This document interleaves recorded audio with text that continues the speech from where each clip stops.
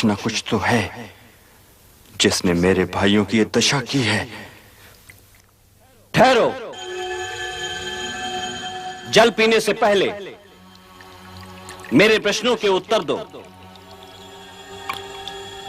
आप कृपया मुझे यह बताइए कि आप रुद्र, वसु अथवा मरुत आदि प्रधान देवताओं में से कौन हैं? मैं यक्ष हूं और मैंने ही तुम्हारे इन महान तेजस्वी भाइयों की यह दशा की है। मैंने इन सबको रोका था कि मेरे सरोवर का जल पीने से पहले मेरे प्रश्नों के उत्तर दो, परंतु ये नहीं माने और मारे गए। यदि तुम्हें भी जल पीना या ले जाना है तो पहले मेरे प्रश्नों के उत्तर दो। प्रयास करूंगा, आप प्रश्न कीजिए। पृथ्वी से भारी क्या है? माता। आकाश से ऊंचा कौन है? पिता। पवन से भी अधिक तीव्र गति किसकी है? मन की। संख्या में तिनकों से अधिक क्या है? चिंता। मृत्यु के समीप हुए पुरुष का मित्र कौन है? दान।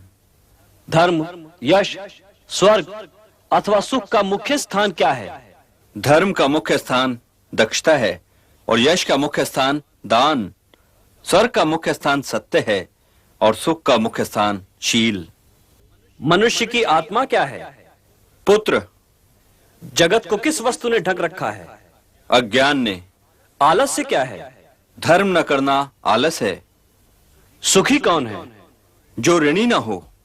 सच्चा स्नान कौन सा है? जो मन का मैल धो दे। काजल से भी अधिक काला क्या है? कलंक। लोक में श्रेष्ठ धर्म क्या है? दया श्रेष्ठ धर्म है। किसको वश में रखने से शोक नहीं होता? मन को वश में रखने से शोक नहीं होता। लज्जा क्या है? ना करने योग्य काम से दूर रहना लज्जा है। दया क्या है? सबके सुख की इच्छा करना दया है। राष्ट्र की मृत्यु का कारण क्या होता है? अराजकता। हे राजन, वास्तव में ब्राह्मणत्व का प्रमाण क्या है? कुल, चरित्र, शिक्षा या शास्त्र ज्ञान? हे यक्ष, कुल, शिक्षा और शास्त्र ज्ञान ब्राह्मणत्व को सिद्ध नहीं करता। ब्राह्मणत्व का प्रमाण तो निस्संदेह चरित्र ही है। अच्छे चरित्र वाला शूद्र उस ब्राह्मण से अच्छा है जो जन्म से तो ब्राह्मण हो और शास्त्रों का ज्ञान रखता हो, परंतु जिसका चरित्र अच्छा ना हो। धर्म क्या तर्क में है? नहीं। तो क्या ऋषियों की विचारधारा में है? नहीं, क्योंकि किसी एक ऋषि की विचारधारा दूसरे से नहीं मिलती, उनमें मतभेद होता है। किसी ऋषि के पास संपूर्ण सत्य नहीं। तो फिर धर्म का संपूर्ण सत्य कहां है? व्यक्ति के हृदय की गुफा में। और सबसे बड़ा आश्चर्य क्या है? सबसे बड़ा आश्चर्य यह है कि हर व्यक्ति यह जानता है कि मृत्यु जीवन का अंतिम सत्य है, फिर भी यही सोचता है कि कदाचित उसके जीवन का अंतिम सत्य मृत्यु नहीं।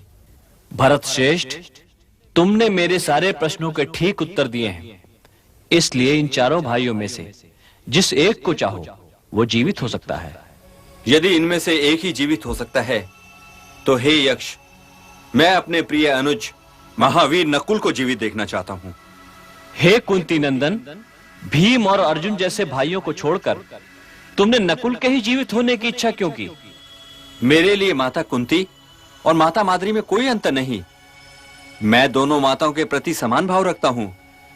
इसलिए यदि मैं भीम या अर्जुन को जीवित देखना चाहता तो यह माता माद्री के साथ अन्याय हो जाता।